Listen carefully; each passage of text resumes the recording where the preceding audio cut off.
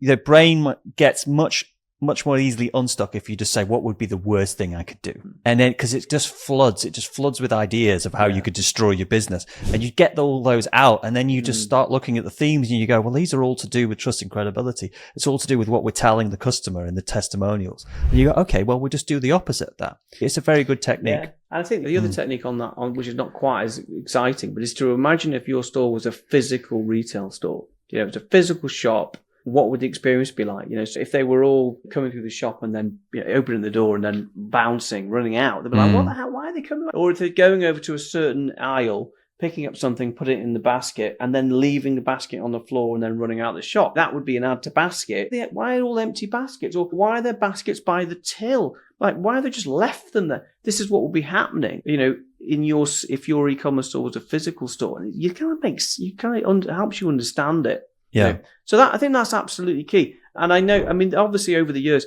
we've done the 6 Dominoes, for so many e-commerce businesses that we've tested so much that we have a pretty good idea. The second part of the revenue per visitor is the average order value. That is, I think sometimes I look back and take the bedding brand that we've got. We got to a point probably last year where we couldn't spend any more